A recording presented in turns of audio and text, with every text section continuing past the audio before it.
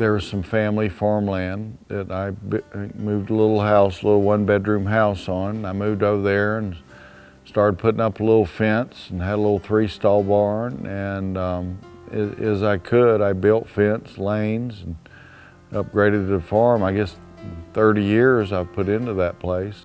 With deep roots in the lush grass of coastal Carolina and a reverence for the old-time horse traditions of the West Coast stockman, Jeffrey Matthews has built a breeding and training program based on time-tested horsemanship. It's pretty simple to me, training by intimidation and training by trust.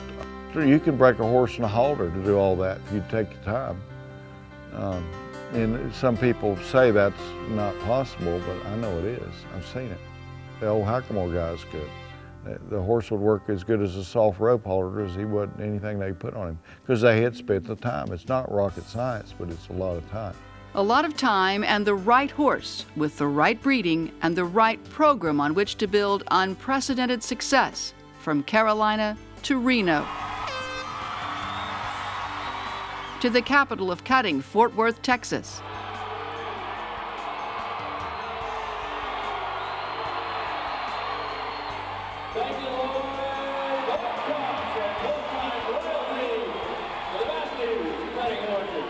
That horse is one-time Pepto. His whirlwind ascent to more than $10 million in offspring earnings in just 6 full crops has rewritten the annals of cutting and rein cow horse. Has it just been 6 years? How time flies when you're making history.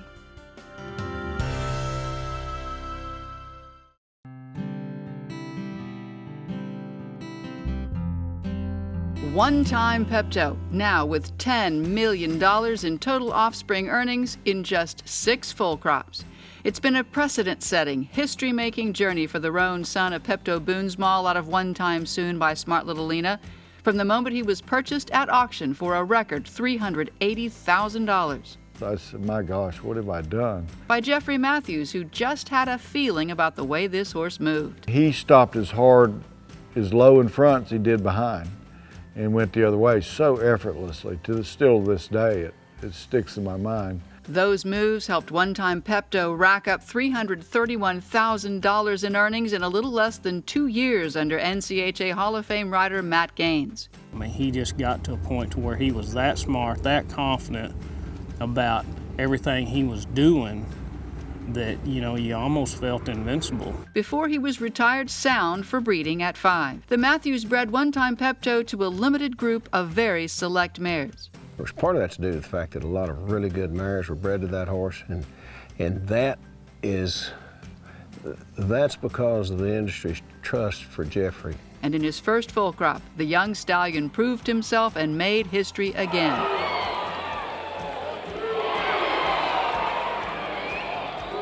At the 2010 NCHA Futurity, one-time Pepto became the first and still the only horse to sire both non-pro and open champions in the same year. First to the winner's circle, non-pro Austin Blake and one rockin' Pepto.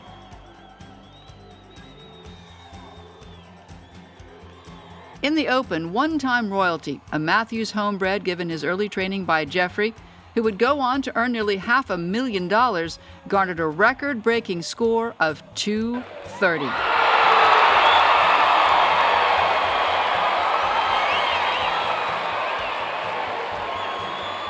I've liked him ever since they've sent him to me as a 2-year-old. He's just been good the whole time, you know. He's smart, he's good-minded, he stops and moves good. I rode his mother and showed her here and was second. In 2011, one-time Pepto followed up with an NCHA Futurity Amateur Champion, One Sweet Sis, owned and ridden by Kelsey Weeks. In 2013 and 2014, NCHA Hall of Famer Chubby Turner guided One-Time Choice, another daughter of one-time Pepto, to NCHA Open World Championships back-to-back, earning the gritty little mare more than $281,000 from mostly weekend shows. She's just the coolest horse I've probably ever rode. She's not very big, but I never rode a horse that has as much power and drive and really want to. In 2014, Joel Colgrove piloted his mare, One Caddy Cupid, to victory in the NCHA Unlimited Amateur Futurity, adding another Futurity championship to one-time Pepto's black type. Now, in 2015, in his 6th full crop, one-time Pepto has etched another line into the history of the NCHA. His 4-year-old daughter, Twistful Thinking, racked up a long list of victories totaling more than $104,000 in earnings for that single year of non-pro competition, the highest of any one-time Pepto for 2015. Along the way, this daughter of one-time Pepto out of some kind of twister also carried her owner, 13-year-old Cade Shepard, to victory in 2 major NCHA events, a record in itself. Twistful Thinking, who was trained by Cade's grandfather, NCHA Hall of Fame member Sam Shepard, demonstrated the talent, instincts, and intensity that mark the one-time Peptos.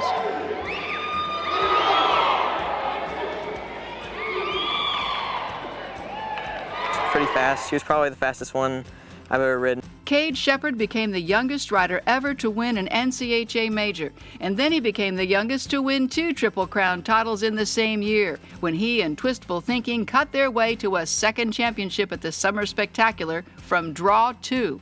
When the event was over, Cade learned the victory on board Twistful Thinking had been enough to propel him into the NCHA Non-Pro Hall of Fame, where he is the youngest member in history and the 3rd generation of his family to earn the honor. And they waited till everybody got done, and I won, and then they told me.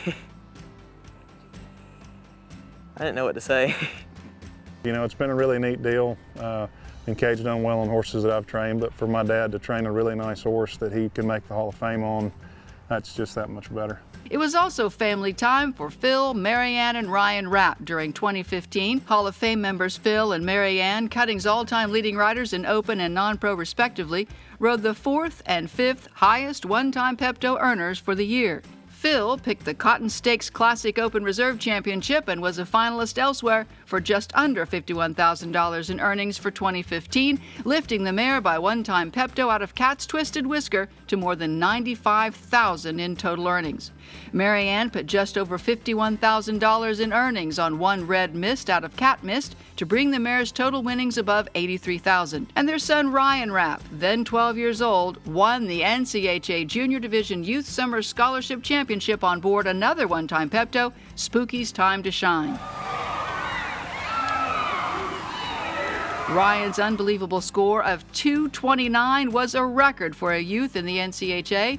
Also on Spooky's Time to Shine, which he calls his favorite horse, Ryan garnered the American Quarter Horse Youth Association World Championship. And there were other big-time scores as well. A 228 for TGI Playtime and Skip Queen at Augusta, where they rode away with the Open Classic Championship. The mare by Play Miss Lena now has lifetime earnings topping $150,000. It was a 225 for non-pro Lindy Ashlock, who guided her one-time Pepto mare, Little Miss One Time, to the winner's circle at Abilene.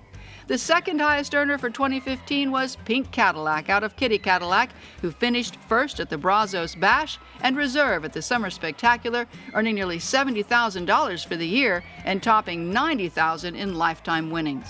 Also in 2015, NCHA $5 million earner and Hall of Fame member Austin Shepard earned another $44,000 on one Caddy Cupid out of Art Caddy Duel to bring her overall income to nearly $85,000.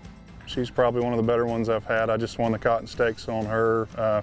She was an amateur futurity champion, reserve champion at Augusta Futurity. Just a lot of the same characteristics. I really love the way they stop and the way they're able to move. They're good athletes and real cow smart. And down the fence, time after time, those cow smarts and athleticism have launched one-time Pepto offspring to victory. In the National Rein Cow Horse Association, one-time Pepto has also broken all precedent by siring 2 Snaffle Bit Futurity Open champions and 3 reserve champions in 5 years, adding an amateur champion in year 6. You know, they're cowy enough, they can cut, they can stop in their own work, but yet they're a little gritty and tough to get down that fence. They're never going to quit you. That's what I like so much about them. And they're kind of the whole package for a cow horse. One-time Pepto has proven himself to be a top-flight sire of stallions and mares, of offspring that can compete and win cutting a cow, laying down a reining pattern, or working a cow down the fence. It's effortless for them, and I think that's what's such a standout about One Time himself and what he passes on. And you can see in all of his offspring, you know, there's a certain trait and a certain look and a certain way that they work and handle themselves is what really excites me about going and getting another one because of the feeling that a guy gets when he does ride them. You know, their quickness, their intensity, the way they like to work a cow. I mean, he's given them all of his good characteristics, and to me that's what really stamps a breeding horse, is when they're able to pass along their good characteristics. He's quite the horse. I would breed anything I had that I could feel like I could cross to a horse like that. Only 6 full crops and $10 million in total offspring earnings. The #1 cow horse sire and the #5 cutting sire for 2014. Record-setting, history-making, one-time Pepto.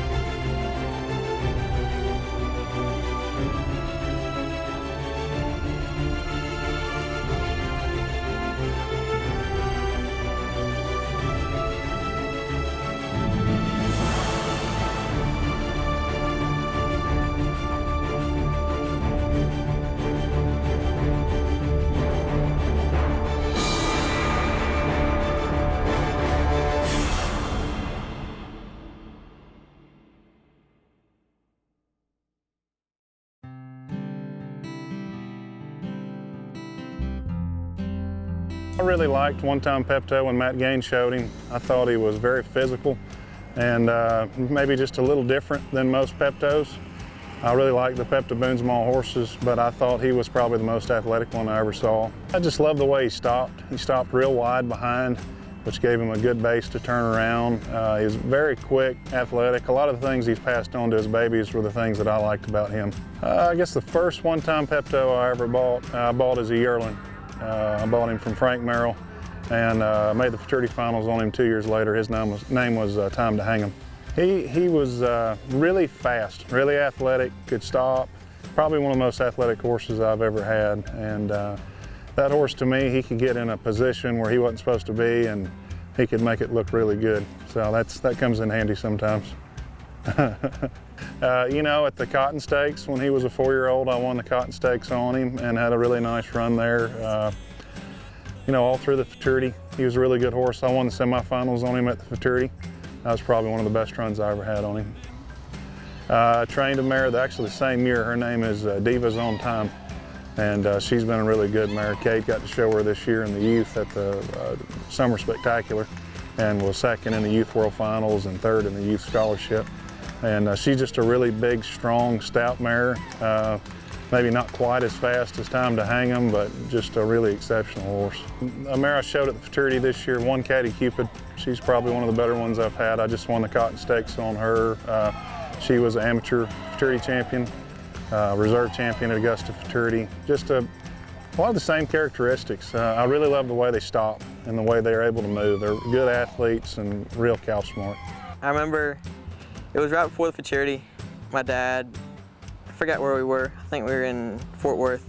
He just came in, we got a horse. And it was the one, we watched her.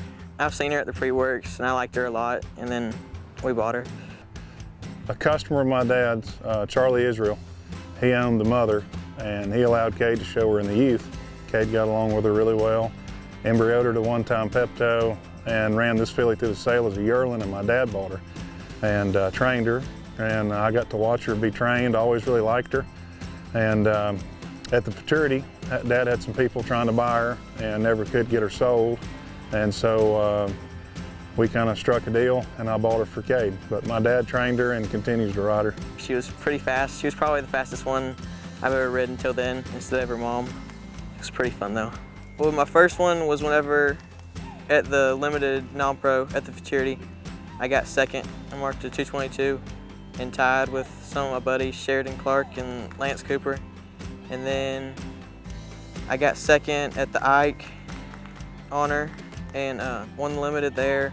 And then we made the finals at Augusta, and then the Super Stakes, I marked 17th and won, and then Derby, marked 22, I was second, and then Cotton Stakes, I was last in the finals and won.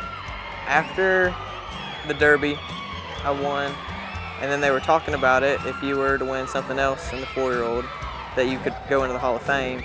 But by the time we got to Super Stakes, I forgot. Actually, a friend of ours, last few horses of the finals, came over there and said, you know, if he wins, that means he'll be in the Hall of Fame. I said, no, that's a horse. If a horse wins 2 major events, you know. So we looked it up in the rule book, and sure enough, but I didn't have a clue.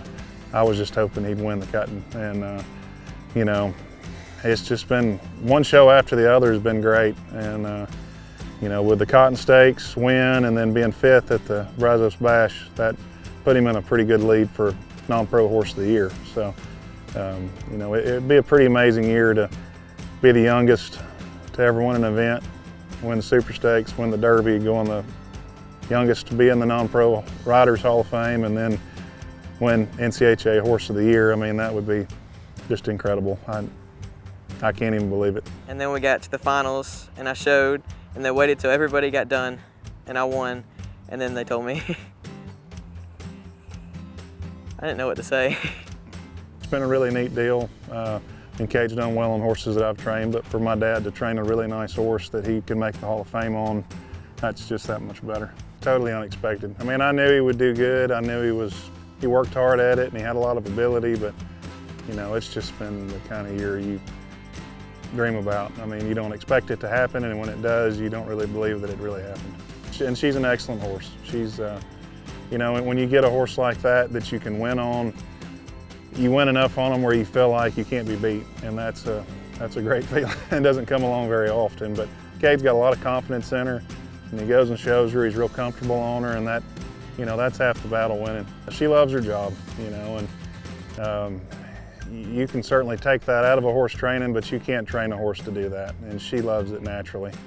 She likes to cut, and I think she got a lot of her quickness from one-time Pepto. She reminds me of her mother a lot, but she's got some one-time Pepto characteristics that probably make her a better horse than her mother was. So there's a lot of horses that stop and move good, and stay in, in good contact with the cow, stay in position. But, not very many of them have that look on their face. And there's a lot of those colts that one-time Peptos that have that intensity, and you can see it in them, and that's one of the things that I like. He's passed along a lot of the really good things that I loved about him. I thought one-time Pepto was one of the coolest horses I'd ever seen when Matt was showing him. And, to me, he had a huge stop, which I love for horse stops. To me, they've got me right there. And, their quickness, their intensity, the way they like to work a cow. I mean, he's given them all of his good characteristics, and to me, that's what really stamps a breeding horse, is when they're able to pass along their good characteristics. The one thing that I really like about him is now we've had so many highbrow cat mares, where we're having a lot of trouble in our business finding a stud to breed to them.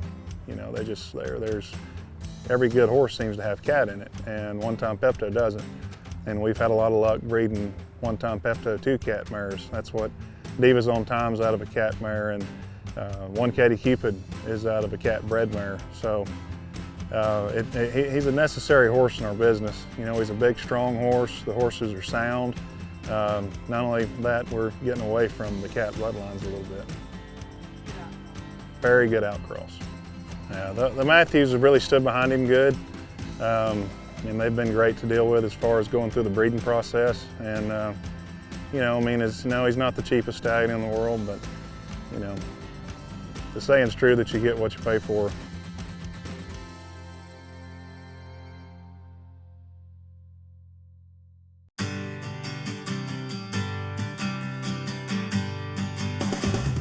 The whole thing with one-time Pepto is his pedigree. That's what makes him what he is, and how come he's become such a great producer. He, of course, is by the great Pepto Boonsmall, who is out of the greatest probably producing mare of all time, and he's out of a mare called One Time Soon. One Time Soon is out of the mare who won the futurity back in the 60s called Uno Princess. And why I was attracted to him as a sire is Uno Princess herself had produced a little peppy stallion that's the best 3-year-old I ever saw in my life, and he died 2 weeks before the futurity.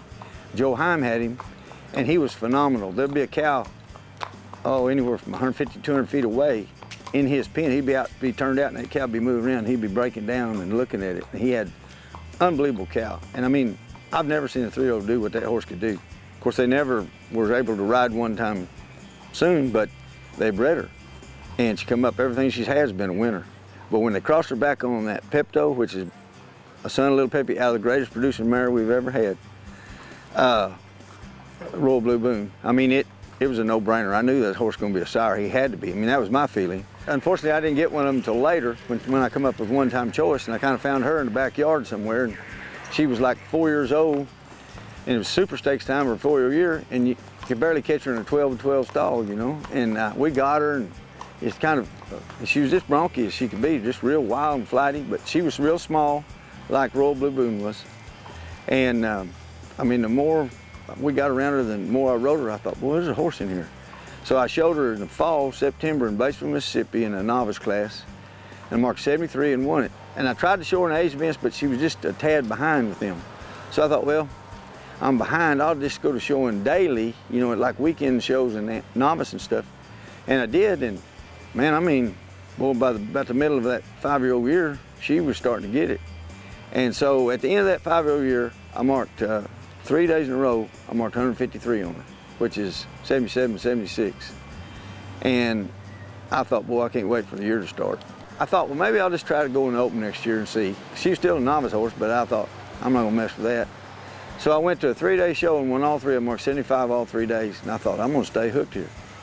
And I had some ups and downs through that year, but as I got closer to the end, she just got more solid and better and everything about her. So I ended up winning it. She was only 6. And I come back in Constance, my boss wanted to try to win the world in non-pro, so we found her an outstanding horse. And I told her, I said, well, I got to go with you, but I'm not going to just go and watch or turn back. So she said, well, you haul again. So I hauled again, and she was even better. So she's 7. She's now a 2-time world champion, where most times they don't even start trying to show them until they're 7. Intensity is what scores her most of her points. She can run and stop like a big horse. People don't believe she's that small until they get up to her, and she's very, very small. Back in the early 60s, they wouldn't even register a horse if it was that short. It'd be a pony. But she don't act like a pony. Got a big, long hip, and she's so intense about what she does. I mean, she's showing, there's no question where her mind is when you watch her. And she's quick. She can get around real good. She just does everything to the max. And she's probably my favorite horse I ever rode because of that. Because she's got a personality second to none. And I can't wait to ride some of her babies and see what they're going to be like. She's not very big, but I never rode a horse that has as much power and drive and really want to. And I've been watching the one-time Pepto, of course, he went to the snaffle bit, Turdy, and wind just blowed him out, first time out. I mean, he's quite the horse. I would breed anything that I had that I felt like I could cross to a horse like that. I've been in this business since I was 13 years old, and I'm 67, so that's a long time. What's that, 54 years? And I've seen all the greats come along, all the old time when I was a kid. I mean, they were my heroes, and I watched all of the great horses. And this horse, to me, is bred to be a sire, possibly better than any horse I know of. I don't think we've even touched the iceberg of what he's going to put down on the ground, what kind of horse we're going to see.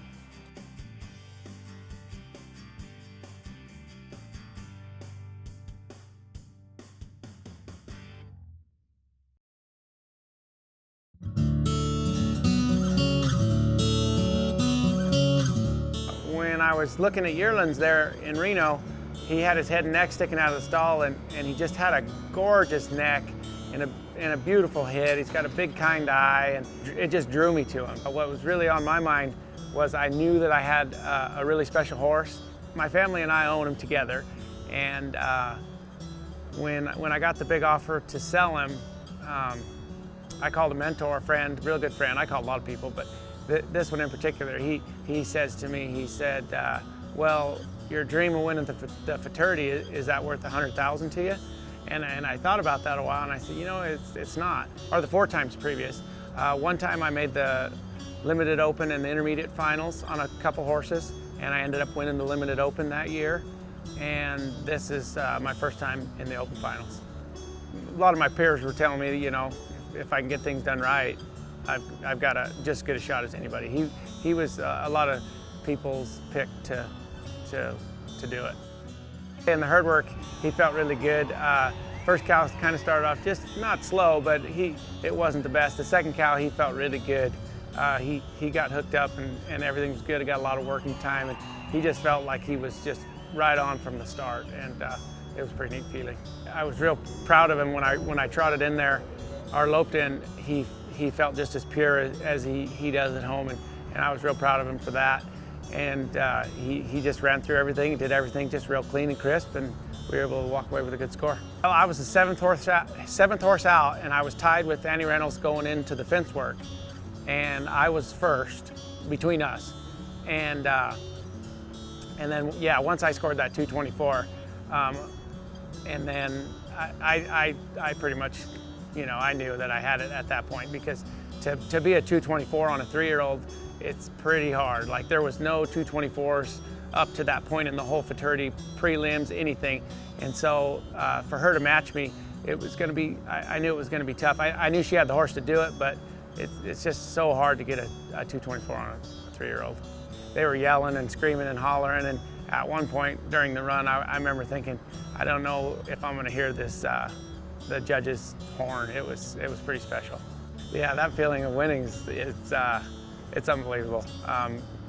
Everybody who's into cow horses dreams of winning the fraternity, and so to be able to get that done today it was pretty special. It was really special, and had a lot of friends and family here, believed in me for a long time, and it meant a lot having everybody here and cheering me on, and it was quite a deal. He's just got something extra about him. He's always been the horse that no matter where I take him, people are just drawn to him. He's been that way since I've had him. That's kind of, I think that he's just got a special aura about him, and that's what drew me to him when he was a yearling, and I think that's what draws people to him. He's got an effortlessness about him it's just undeniable. He makes things look so easy, and they're not. I think that's what's pretty special. The cow work was something pretty neat that I'll never forget. you know, kind of added to the whole day. You know, Philip and I being, you know, great friends, best of friends. You know, me trying to catch up with him, staying with him. Always, you know, he had me going into the fence work by I think a couple points, and you know, I think I drew up 5th, 6th, something like that. I don't remember exactly where, but I knew that, you know, good time. You know, I had enough horse underneath me that he's going to handle any situation. I mean, it wouldn't have bothered me if, you know, some cow with his tail over his back come out and his head up high.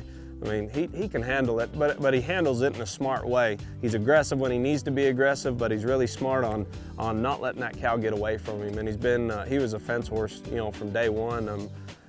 You know, and so, you know, that cow was really nice and set up really good for me. Going down the fence, I remember I'd, you know, kind of run over the corner and stop, and I had to hold him up there for a minute. And then once it did decide to go, it was going down the rail and then come off, and he just, you know, he moved off away from me, but put himself right back up there into great position, you know. And then when it was time for me to ease by, that cow kind of give me a, it's not, it sounds simple, but it's even tougher for a horse to handle, you know, when they're coming to you and then they've just got that slight roll away as opposed to that hard stop. And that's what I was talking about, where he really shined is, you know, he dang sure put his butt in the ground, but he didn't do it so hard and got himself stuck to where, you know, he wasn't able to get himself out. He stayed on top of the ground enough to just come back with it. Went not very far down the fence just because I knew that the cows were going to be tougher the farthest you went. Put him up there, and as I come through right there, you know, the crowd started getting behind me, and, you know, him just, you know, hearing the crowd, he kind of lifted up, and I just, you know, I know it might sound silly, but I just kind of talked to him, you know, easy, and it was right about then where I could just feel him set right back in and circled up on that cow. And just as I was finishing my first set of circles, that cow kind of stopped and gave me a check back the other way, and he was quick just to snap right back through himself. And that says a lot for a horse, just everything going on, and him having that own natural instinct and own natural desire to pick up on that, crack back through himself, and finish that run all the way. Good time as a whole.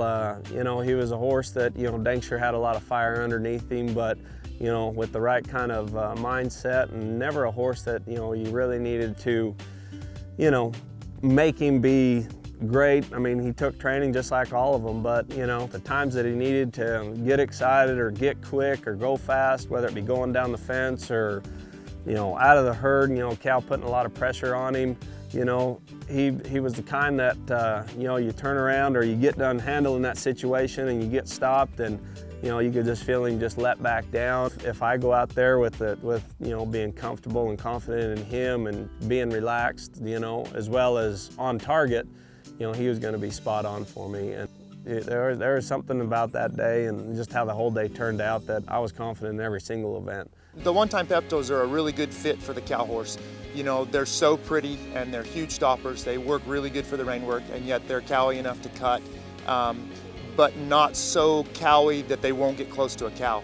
I mean, that's one of the necessities that we have to have for going down that fence. You have to have something that's gritty and tough and will get in there and have some full contact. Fence work can be a contact sport, and they're not afraid to get a hold of a cow and do what needs to be done. But I have not had one that's hard to train yet. I've ridden several of them, and they've all been good-minded and willing, trainable kind of horses. Yeah, we have one little special mare that I showed in the open, and my wife showed quite a bit and had some real good success with her. It's just a little shiner mare, and she's kind of part of the family now, and we really love her. And when it came time to retire her and breed her, I called Jeffrey and I told him I really wanted a one-time Pepto colt out of her. So, and we have 2 on the ground now, and we're going to get another one coming. So I'm pretty proud and excited to get to ride those. I've steered all of my clients to go that way. I've talked Nancy Crawford into breeding sheep. She's a Shinette to him, and also a couple of her other mares.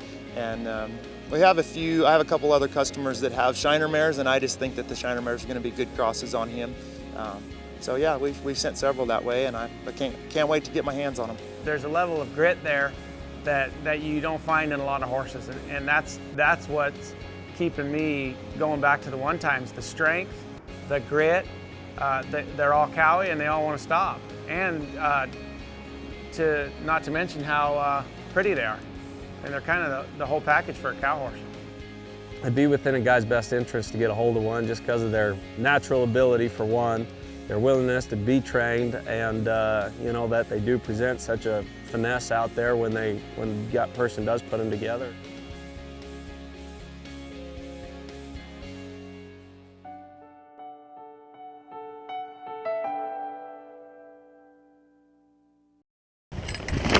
I just enjoy the horses. I love doing it right. I love hands-on, always will. And I'm passionate about all of it, the breeding, nutrition, but especially starting the young ones. The story of one-time Pepto is more than a story about a horse. It's a story about a man and his passion for building solid foundations. And it's a story of his commitment to both the horse and the unwavering principles on which an extraordinary program was built.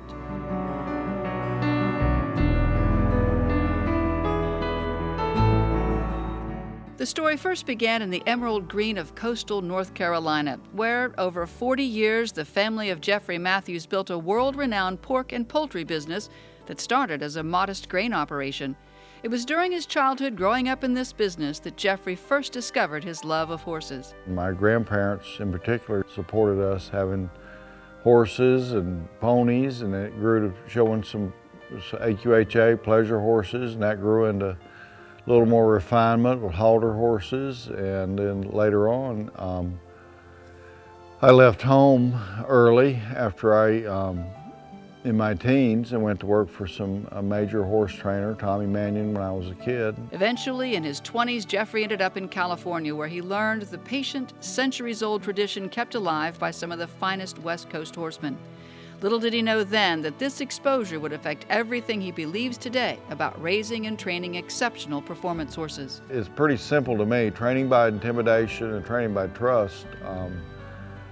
You know, I go back to a lot of the great horsemen, and I call them great horsemen, you know, Les Vogt, Bobby Ingersoll, Don Dodge, Tony Amaral, people I really have a lot of respect. The gimmicks, I call that, is what I call intimidation. Whether it be your hands or a severe bit, or, you know, something severe on their head. It's a Band-Aid. You know, you can break a horse in a halter to do all that if you take the time. And some people say that's not possible, but I know it is. I've seen it. The old Hackamore guy's good. The horse would work as good as a soft rope halter as he would anything they put on him, because they had spent the time. It's not rocket science, but it's a lot of time. In the early 80s, when family duty called, Jeffrey returned home to North Carolina and to work in the family pork and poultry business. Upon his return, he continued building on the fundamentals in horsemanship he had acquired in California. My grandfather died in the 80s, in early 80s, and I came back home, worked in our family farm business and farming business, and a mutual friend introduced me to the thoroughbred business, and so I got interested in that, and spent some time in Kentucky, and I really picked those guys' brains into thoroughbreds, and I watched what the top trainers bought, Wayne Lucas, Bob Bafford, and trainers that were, and still are, some of the top trainers. And it dawned on me, a lot of those horses had the same traits we want in a performance horse. They're just a lot bigger version. They were so picky on legs and the way a horse walked. They wouldn't compromise. If a horse had a crooked knee or the foot was a little off, they would turn them down. During these years, Jeffrey not only shaped and refined his principles on raising quality horses, he also broke ground on a horse facility that would one day become the heartland of Matthews cutting horses. There was some family farmland that I moved a little house, a little one-bedroom house on. I moved over there and started putting up a little fence and had a little 3-stall barn, and as I could, I built fence, lanes, and upgraded the farm. I guess 30 years I've put into that place. Over time, as he built a home for his growing band of brood mares and began raising quality young stock, Jeffrey became entrenched in the cutting industry with the focus of acquiring exceptional mares. In the fall of 2002, his program changed forever when he laid eyes on an athletic red roan yearling named One-Time Pepto. And I saw that horse. My gosh, that horse is made nice. And not that he was bulky or that much strength, but his balance and the look in his eye. And he had good feet, good bone, very good bone, and strong.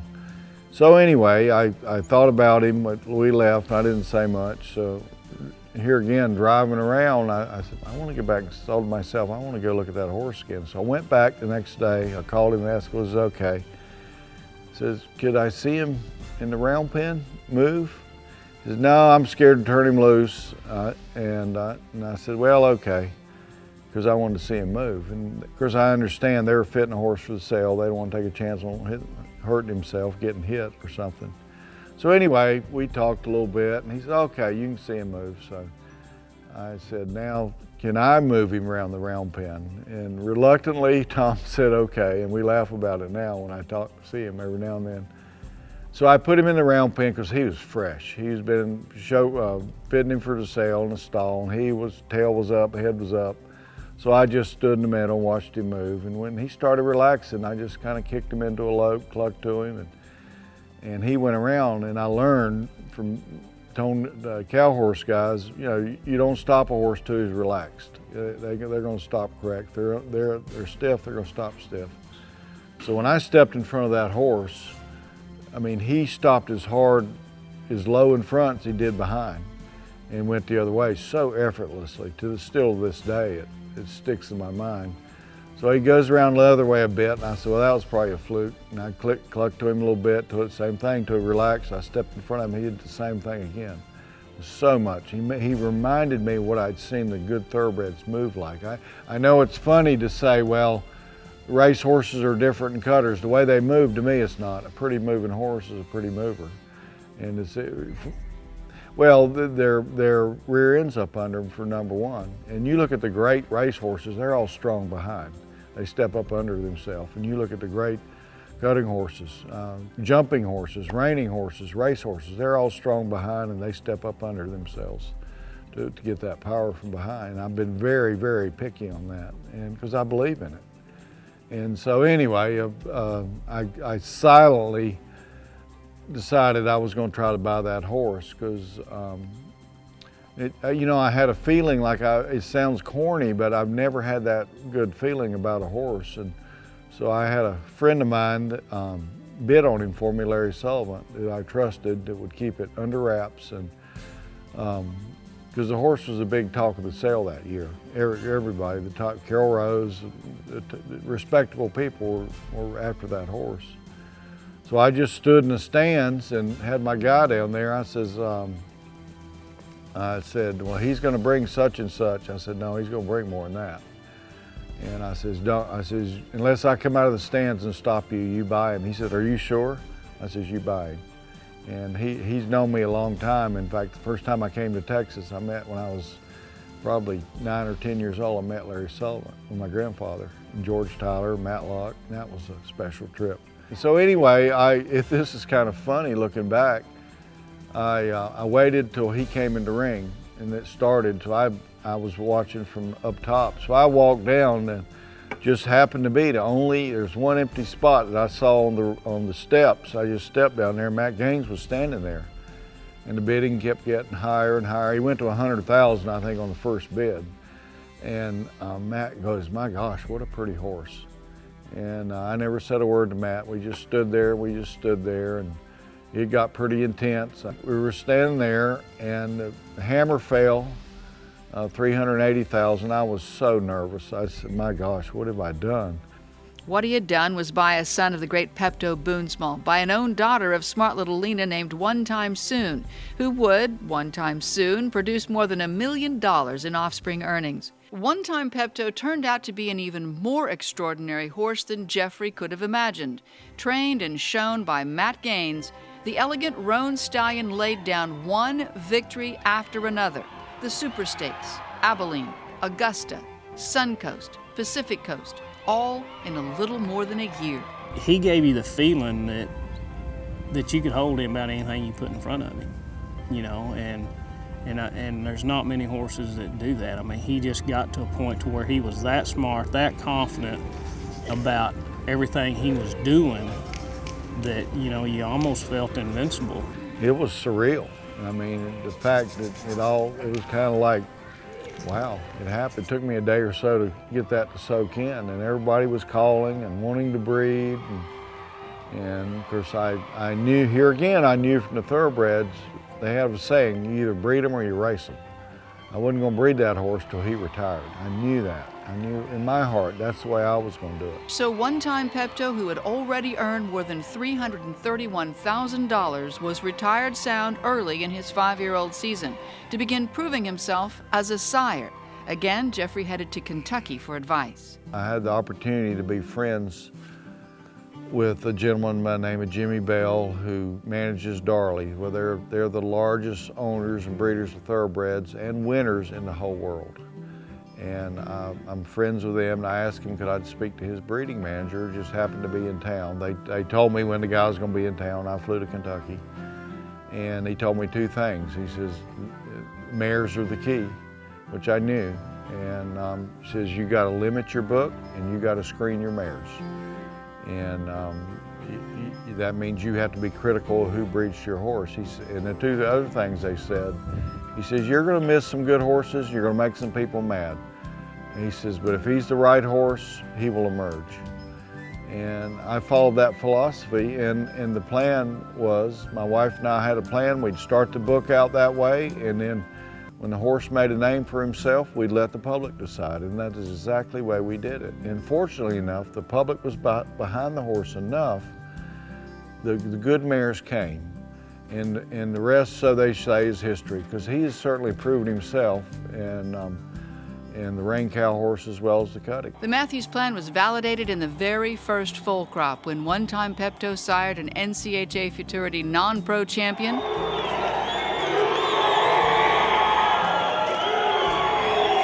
Thank you, Austin. That was one and an NCHA Futurity Open champion that rocked the house with an unbelievable score of 230.